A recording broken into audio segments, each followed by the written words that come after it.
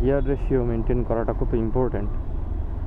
যে আপনার পাওয়ার আছে বাইকের, বাট আপনার গিয়ার অনেক বেশিতে দিয়ে রাখছেন, আপনি 5-এ দিয়ে রাখছেন, চালাইতেছেন 30-40-এ। কারণ আপনার বাইকের প্রবলেম নাই, খুব ভালো কথা, আপনার বাইকের অনেক পাওয়ার আছে, বাট প্রবলেম হবে আপনার ইঞ্জিন ব্রেকের সময়। এরকম আমার এক্সপিরিয়েন্স আছে যে যে এখন যে হাইব্রিড গাড়িগুলা সেন্সর আছে, ওগুলোতে অটো ব্রেকিং হয়।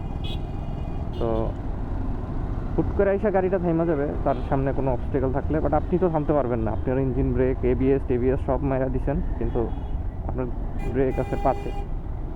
তো সবসময় যে স্পিড, সেই স্পিডের সাথে মেনটেন করে আপনার গিয়ারটা রাখা উচিত আমি মনে করি।